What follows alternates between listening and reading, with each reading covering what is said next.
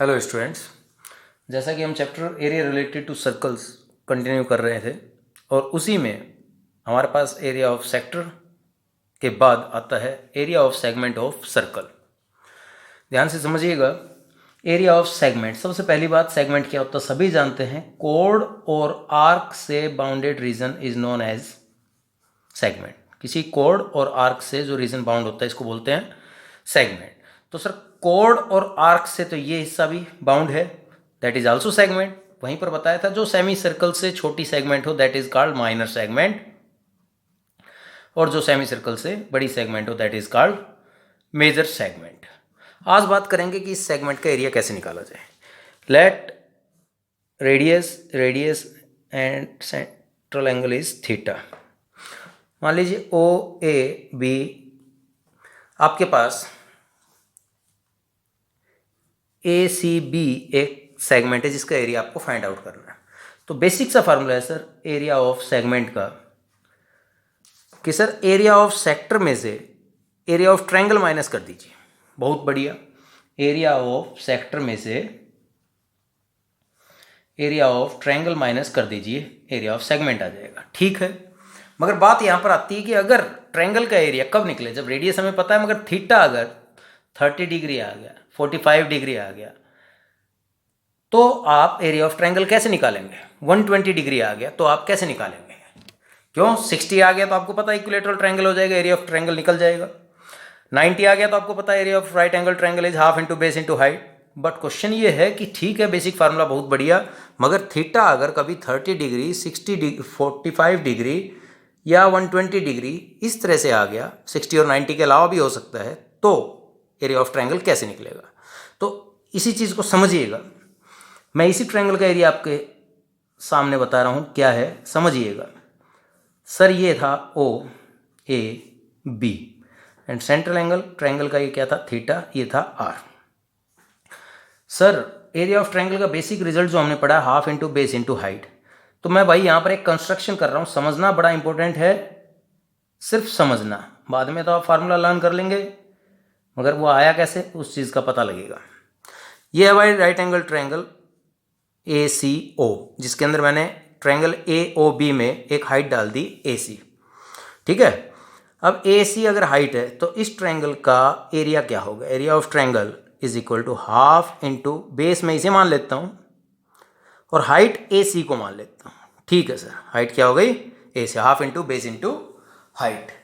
अब एक काम कीजिए सर, ए सी की टर्म में यहाँ से हाइट कैसे, क्या समझ में नहीं आया, कोई बात नहीं, आप ट्रायंगल पर चलिए ए सी ओ पर। इन ट्रायंगल ए सी ओ बेटा आराम से मेरे को बताइए साइन थीटा क्या होगा। सर थीटा ये है 90, थीटा के सामने perpendicular A C upon hypotenuse O A. तो सर यहाँ से ए सी हम निकालेंगे, ओ ए कितना है भाई, रेडियस है सर आर, साइन थीटा, और एरिया ऑफ ट्रायंगल क्या था half into r into A C. A C height थी जो कितनी निकाल ली हमने, आर साइन थीटा। तो कुल मिलाकर आपके पास आ गया half r square sine theta. When theta given हो तो एरिया ऑफ ट्रायंगल क्या आएगा, half into r square sine theta. बेटा याद रखना कैसे आया, ड्राइव कर दिया है, समझ में आया होगा। सर जरूरत कहाँ पड़ेगी, आइए। हाँ भैया, एरिया ऑफ सेक्टर का फार्मूला बोलिए, क्या था अपना एरिया ऑफ सेगमेंट, ये समझ में आ गया। एरिया ऑफ सेगमेंट क्या था sir, area of sector minus area of triangle. ठीक है, area of sector sir theta upon 360 pi r square. ठीक है बेटा, एरिया ऑफ ट्रायंगल सर अभी तो निकाला, half r square sine theta. ठीक है भाई, तो सर याद क्या रखें एरिया ऑफ सेगमेंट के लिए, भाई ये भी याद रखो, कभी ट्रायंगल राइट एंगल ट्रायंगल या 60 डिग्री मिल जाए थीटा तो ये अप्लाई करना है, ये याद रखो। अगर थीटा इन दोनों के अलावा कुछ भी हो तो आपको ये अप्लाई करना, और इसी को जो आपको फाइनल रिजल्ट याद रखना वो ये है, r square theta pi by 360 minus sine theta by 2। ये रिजल्ट आपको याद रखना है, that is area of segment. समझ में आया, ठीक है। अब बात आती है सर अब कोई दिक्कत आएगी नहीं, अगर थीटा 30 डिग्री है, 45 डिग्री है, आपको पता है साइन 30 साइन 45 साइन 60 90 है तो भी 90 और 60 है तो आप इक्विलेटरल का भी इस्तेमाल और राइट एंगल ट्रायंगल का भी इस्तेमाल कर सकते हैं। बट अगर कभी थीटा 120 डिग्री आ गया, तो मैंने टिग्नोमेट्री में समझाया था साइन 120 कैसे निकाला जाता है, याद होगा कुछ बच्चों को या सभी को। साइन 120 को हम साइन 90 + 30 लिख सकते हैं। तो आप लोगों का सिर्फ इतना याद रखना है, साइन 120 = √3/2। ये एक चीज़ और याद रखनी है, ठीक है? Is that clear? अगर ये भी याद रख लेते हैं, आया कैसे वो देख लेना आप टिग्नोमेट्री में। तो अब आपका फाइनल रिजल्ट ये आ गया, एरिया ऑफ सेगमेंट। अगर ये रिजल्ट आप याद कर लेते हैं तो आपका चैप्टर कंप्लीट हो सकता है आराम से। कुछ रिजल्ट्स, कुछ एग्जांपल्स देखेंगे और सिर्फ 2 या 3 रिजल्ट याद रखने हैं आपको मुश्किल से इस साल 10th क्लास में, और सब रिजल्ट आपके पहले भी आ चुके हैं। आइए क्वेश्चन देखते हैं। Find the area of the shaded region in figure where a circular arc of radius 6 cm has been drawn with vertex O of an equilateral triangle OAB of side 12 cm as center. Of side 12 cm as center. तो भाई ठीक है, question समझ में आया कि sir एक ये दे रखा है, शेडेड रीजन कौन सा है? सर शेडेड रीजन है हमारे पास ये, देखते जाना बेटा। क्वेश्चन में बस फिगर समझ में आ गया, करना क्या है, आराम से फार्मूले याद हो जाएंगे आपको।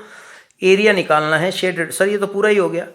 तो सर एक काम करते हैं, इक्विलेटरल ट्रायंगल का एरिया निकाल लेते हैं जिसकी साइड कितनी है 12।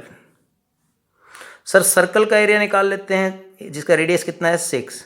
मगर सर इक्विलेटरल में और सर्कल में ये वाला हिस्सा 2 बार ऐड नहीं हो गया। एक बार आपने कहा इक्विलेटरल ट्रायंगल में तो भी ये हिस्सा आया, कौन? सेक्टर।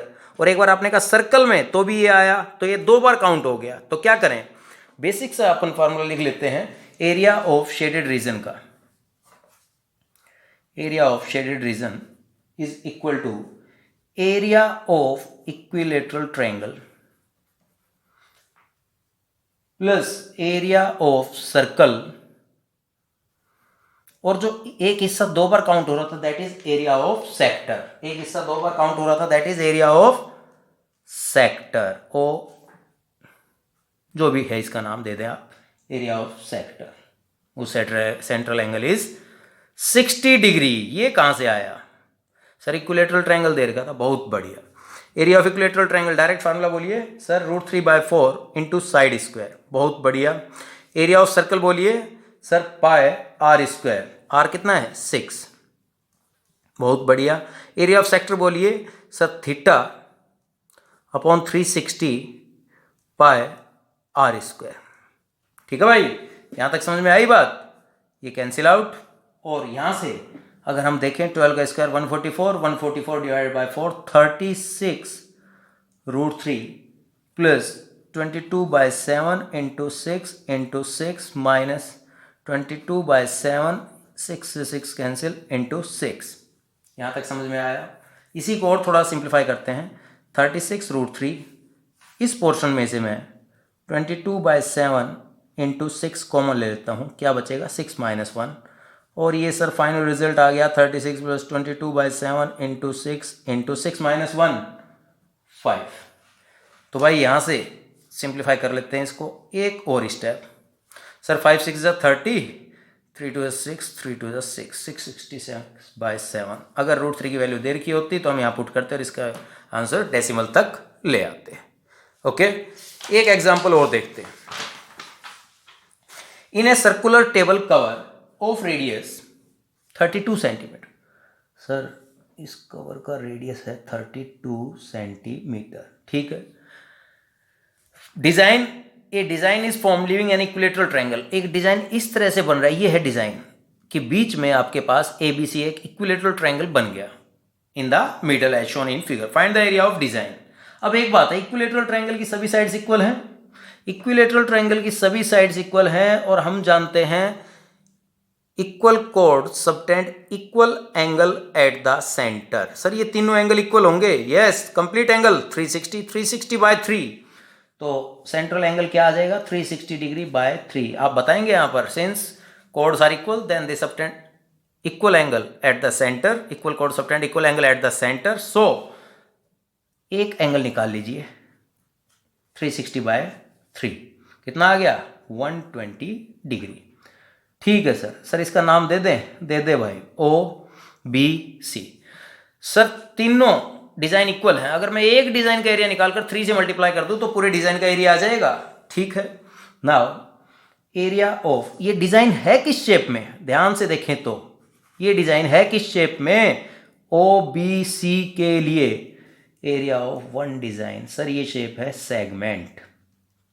सेगमेंट का एरिया भाई सर R², सीधा याद रखने के लिए 2-4 बार आप लिखिए इसे, R² theta pi by 360 minus half sine theta. R² theta pi by 360 minus half sine theta. R कितना बेटा? सर 32 गिवन था। ठीक है। थीटा कितना है भाई? सर अभी अभी फाइंड किया 120 डिग्री। सर पाई के बारे में कोई वैल्यू दे रखी इसने? नहीं भाई, तो क्या लिख दें? 22/7 बाय 360 माइनस हाफ।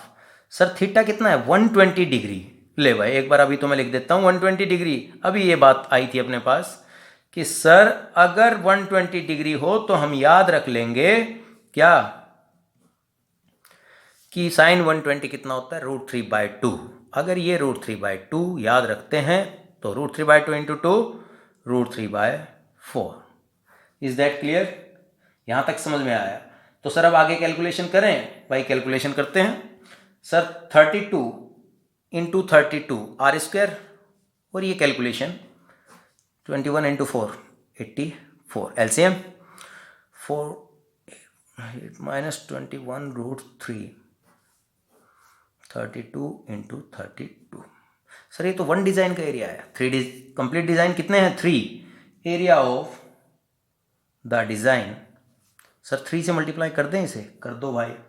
सर जैसे ही हम इसे 3 से मल्टीप्लाई करेंगे we get 3 into 32 into 32 into 88 minus 21 √3/84 28। Okay. 8 into ये अपने पास रिमेनिंग रह गया जो है, कितना है सर? 8 into 32 into 88 minus 21 √3/7। तो भाई यहाँ से इसको थोड़ा सा और कैलकुलेट कर लेते हैं। अगर हम यहाँ पर तो भाई इसको calculate 8 into 32 into 88, sir divide में क्या था? 7 माइनस 8 इंटू 32 इंटू 21 √3/7, 3 पर कैंसिल। ठीक है भाई। सर इनको मल्टीप्लाई कर लेंगे हम भाई। अगर मल्टीप्लाई कर लोगे तो ये आ जाएगा 22528/7 माइनस 8 इंटू 32 इंटू 3 आ जाएगा हमारे पास 768 √3 सेंटीमीटर स्क्वायर। अगर आपका ऑप्शनल क्वेश्चन है और उसमें आंसर डेसिमल में दे रखा है तो आप √3 की वैल्यू 1.7 रखें, 1.732 रखें और इसी तरह इसको कंटिन्यू करें, डेसिमल में आ जाएगा। अदरवाइज यहाँ तक आप जब तक √3 नहीं दिया आप इसको यहीं पर छोड़ दें। हाँ बेटा, मैं अगले वीडियो में इसी के कुछ एग्जाम्पल और कराऊंगा, तो आप तब तक इन रिजल्ट को याद रखिए। इसी पर बेस्ड कुछ इजीली क्वेश्चन हैं शुरुआत में, उनको आराम से कीजिए। Thank you.